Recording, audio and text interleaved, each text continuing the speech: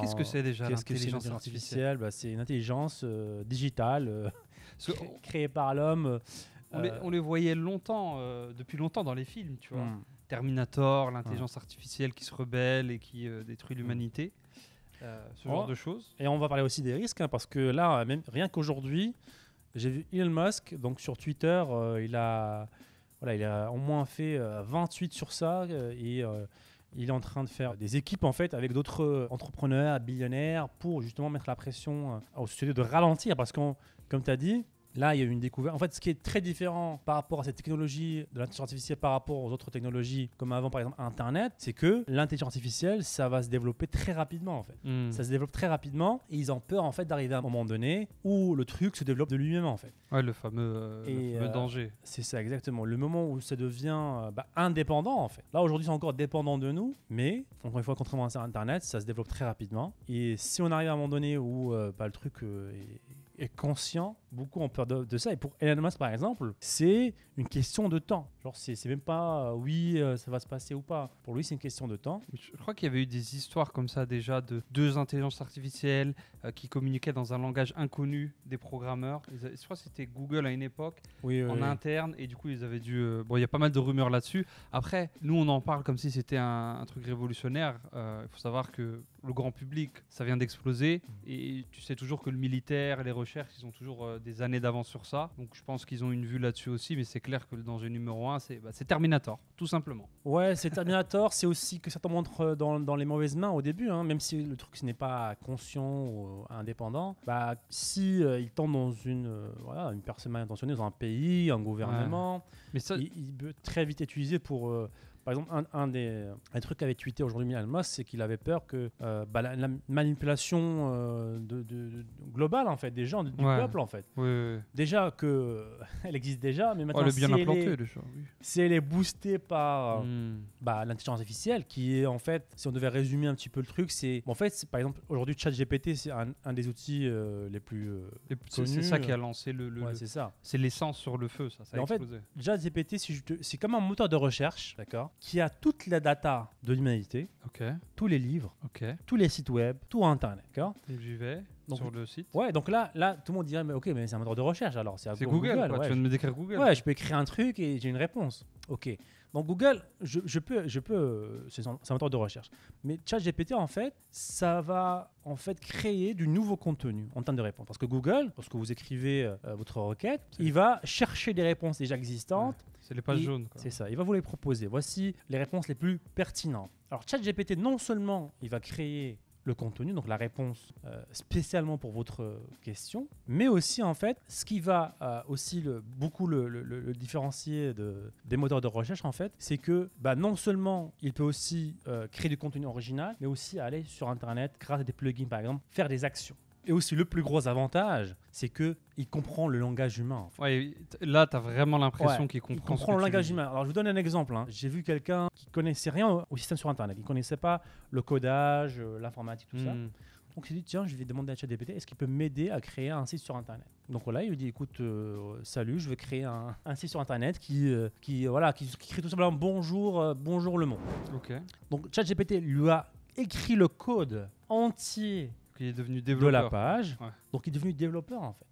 Donc il lui a dit voilà, écoute, tu copies-colles, tu crées un fichier sur ton PC, tu colles le code, tu ouvres le fichier et voilà, tu as une page web avec un site qui est marqué bonjour le monde. Et là en fait, donc là c'est pas aussi impressionnant parce que ce qu'il y a dans le deuxième, c'est qu'il s'est rendu compte que le site n'était pas visible par tout le monde. Il était que localement sur son PC à lui. Donc il y avait un petit fichier HTML, tu l'ouvres, c'est le site avec salut tout le monde. Et là ce qu'il demande à ChatGPT, c'est que puisque lui il comprend pas les termes techniques. Il écoute, c'est bien, mais comment je peux montrer le site à mes amis?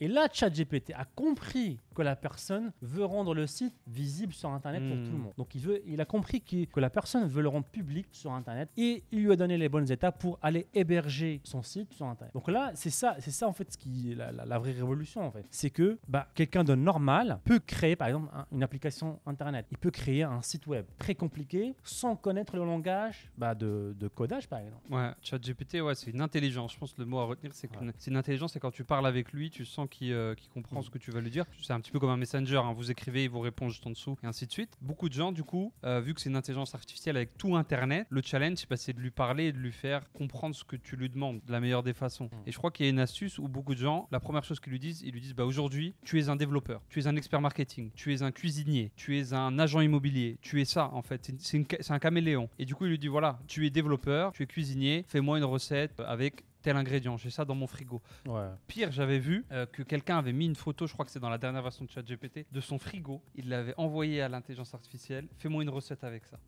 L'intelligence artificielle avait reconnu les aliments dans le frigo et lui avait fait une recette avec ce qu'il avait dans le frigo. Ouais, c'est vraiment impressionnant. Et en fait, la ChatGPT en fait prend le langage humain et l'interprète en code, par exemple, pour créer un site web, une application. En fait, c'est le métier d'ingénieur. En fait, j'ai fait 5 ans d'études pour faire ça, en fait, pour aller voir un client par l'humain. Le client par l'humain. Moi, je fais la traduction à l'ordi, en fait. Je traduis le langage humain en code. Et c'était tout le travail d'ingénieur, en fait. Il fallait faire 5 ans minimum d'études pour faire ça, tu vois. Il y en a, voilà, c'est leur métier et ça va disparaître. Leur métier va beaucoup évoluer, en tout cas, c'est sûr et certain. L'ingénieur, il sera pilote de ChatGPT, en fait. Ouais, c'est sûr. Et encore, est-ce que tu as besoin d'être un ingénieur en informatique pour piloter la création d'une application ? Pas sûr, hein. Pas sûr que ce soit la meilleure personne, parce qu'un ingénieur, s'il est très technique, il est très dans... là, on a besoin de quelqu'un de créatif, qui parle fonctionnalité, qui parle expérience utilisateur par exemple sur le site web. Donc voilà, c'est vraiment impressionnant et franchement, des fois, je lis les commentaires dans certaines vidéos YouTube et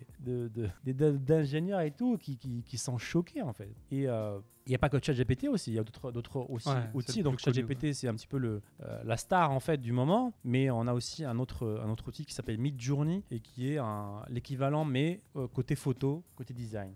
Donc ça, c'est un outil auquel je peux lui demander littéralement, crée-moi un logo pour ma boutique e-commerce qui vend des produits pour chats, pour les femmes qui ont 1 à 3 chats et qui vivent en France. Et en un clic, il va te sortir plusieurs logos en même temps. 4 logos, tu en choisis celui qui te plaît, tu peux demander des variantes du logo qui te plaît, tu peux préciser le style de design, tu peux préciser les couleurs, tu peux lui dire inspire-toi du logo de Disney et fais-moi le logo.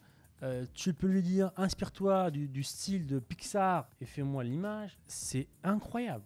C'est vraiment incroyable et je pense que c'est une grosse révolution. Je pense que c'est plus gros qu'Internet. Ah, ok. Ouais. Et justement, moi j'ai l'impression que c'est un truc de geek entre nous. On comprend, parce que nous on est nos geeks sur nos PC, on vit nos business sur Internet. Ça paraît magnifique pour nous, l'intelligence artificielle. Je vais pouvoir gagner du temps, beaucoup de temps, d'énergie, de choses qui prenaient des semaines, qui prendront maintenant des heures. Mais pour le monsieur et madame tout le monde, là, Jean Bernard qui habite dans sa petite ville et qui va au boulot le matin, ChatGPT, Midjourney, c'est quoi ? Tu me parles d'un film ? De quoi tu me parles ? Bon, en fait, ChatGPT, la révolution de l'intelligence artificielle est beaucoup plus grande qu'Internet. D'accord ? Pourquoi ? Parce que Internet, ça a beaucoup influencé certains business. Ils sont passés du physique avant sur Internet. Le monde est un peu plus connecté. Mais l'intelligence artificielle va impacter tout le monde en fait, que ce soit dans le business ou pas. D'accord ?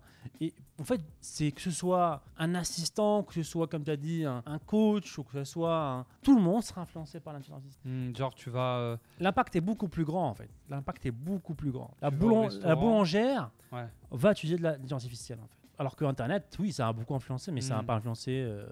Boulanger, il n'a pas besoin d'Internet. Ouais. Avec cette nouvelle technologie, ce qu'on peut faire avec Adam, c'est donner tout notre savoir-faire, notre notre méthode, notre stratégie et comment rédiger des fiches produits à notre façon. On peut la donner à l'intelligence artificielle et comme ça, oui, en fait, il s'est rédigé comme nous, en fait. Ouais, parce qu'on va pas juste lui dire, l'erreur, ce serait de lui dire fais-moi une fiche produit pour mon jouet pour chat. Ça, c'est du level 0 ChatGPT, c'est comme quelle est la surface de la Terre. Mais ce qu'on fait, c'est qu'on va nourrir l'intelligence artificielle d'abord avec toute notre expérience d'e-commerce depuis 2016, toutes nos fiches produits qui ont généré des millions, on va lui nourrir. Voici des fiches produits qui ont généré 3 millions. Voici. On le gave littéralement et ensuite on lui dit fais-moi une fiche produit en synthétisant le meilleur squelette possible, les meilleurs produits qu'on t'a donnés pour ce produit-là. Et il va répliquer quelque chose, et il réplique déjà quelque chose de très très bon, où tu mets 10-20% derrière de finition. tu mets un petit coup de peinture là-dessus, tu as un contenu personnalisé, haut niveau, parce que aussi on l'a nourri avec du haut niveau d'abord, et c'est là où la communauté aura un avantage, parce que les gens vont me dire ouais mais t'es gentil Sad, tout le monde là ChatGPT, et tu me parles d'y aller en premier, pourquoi ta communauté aura un avantage? La réalité c'est ça, c'est ça. Expertise. En fait, ChatGPT reproduit des choses qu'il a déjà en fait, plus ou moins, tu vois, il y a des structures, il a déjà et plus il est dirigé, en fait, puisque le truc il a toute la data possible sur l'humanité, il faut le diriger en fait, il faut savoir le diriger, il faut qu'il ait une fondation.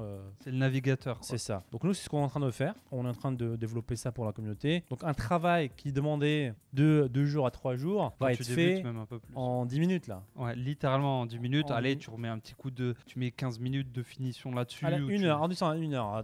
3 jours à 1 heure, c'est vraiment énorme. Et tu as un gage aussi, tu as un gage de qualité. Parce que l'intelligence artificielle, on l'a nourrie avec nous, ce qui vend depuis des années, ce que nos élèves utilisent pour vendre. Donc tu as quand même ce garde-fou de dire, alors le but c'est pas de faire des copier-coller, de se dire, ouh génial, tu dois toujours mettre ta touche, toujours partout. Mais tu as un garde-fou où tu sais que tu n'es pas hors sujet. Tu vas pas prendre tu as déjà fait 90% des trucs, hein, et après peut-être qu'il y a des retouches par-ci par-là.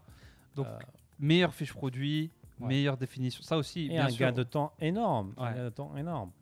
Et on a, ils peuvent aussi créer par exemple des articles de blog pour tout ce qui est SEO, donc tout ce qui est référencement sur Google. Donc Google, pour que votre boutique s'affiche sur Internet et que vous receviez du trafic sur Internet, sur Google plutôt, en fait Google veut du contenu, veut des blogs, veut des articles, veut des guides sur votre site pour que elle vous ramène plus de clients. Et en fait c'était ça le challenge avec le SEO en fait. Il fallait rédiger des gros articles de 1000 mots, 1500 mots. Il fallait être un expert dans la niche, aller creuser des heures de recherche, trouver qu'est-ce qui est recherché, mais là en fait non seulement ils pourront rédiger ça en quelques clics, mais aussi l'intelligence artificielle pourra t'aider à trouver des idées de contenu. Je peux littéralement lui dire écoute, donne-moi des idées d'articles ou de blogs sur mon produit, quelles sont les questions les plus fréquemment posées sur mon article, sur ce produit là. Donc il te suggère le contenu, il te rédige le contenu.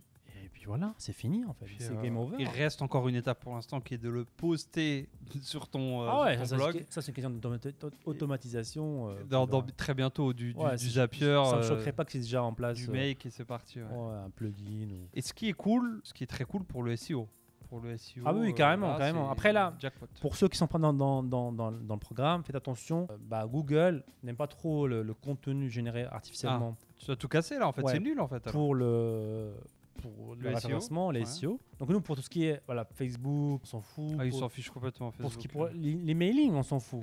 Les mailings en interne, tes emails sont faits par une intelligence artificielle, tout le monde s'en fout. Les séquences email que tu peux créer, la valeur que tu peux apporter à ton audience par email, là les gens s'en foutent que ce soit écrit par un robot ou pas, tant que c'est pertinent. C'est humain, pertinent, il y a de la valeur. Donc comment on fait pour le SEO Google alors? Pour le SEO Google, il y a des techniques. C'est pas impossible de générer du contenu non détectable par Google. J'ai déjà essayé, j'ai réussi plusieurs fois à générer du contenu qui est non détectable par Google. Je suis pas le seul à le faire. Je suis pas non plus un magicien. Il y a beaucoup de gens qui ont réussi à le faire. C'est aussi encore une fois un travail dans le fond, dans tout ce que tu lui donnes en termes de direction, comment tu le guides. C'est comme si c'est un adolescent, tu le guides un petit peu et après il refait les choses en fait. Donc c'est à peu près comme ça. Donc après même Google récemment au début ils disaient c'est complètement interdit, l'intelligence artificielle, le contenu créé par l'intelligence artificielle est interdit, vous allez être banni. Et là récemment sur leurs réseaux sociaux ils ont dit écoute, si le contenu il est pertinent, il y a de la valeur, on s'en fout si c'est un humain ou si c'est un intelligence artificielle qui l'a créé, parce qu'ils se sont rendus compte que même eux ils n'y arriveront pas en fait à vraiment décerner l'artificiel de l'humain, parce qu'à un moment donné ils seront meilleurs, ce sera mieux qu'un humain. Si vous avez aimé ce clip, cliquez ici pour voir d'autres clips. Sinon, cliquez ici pour voir l'épisode en entier. Ciao, ciao.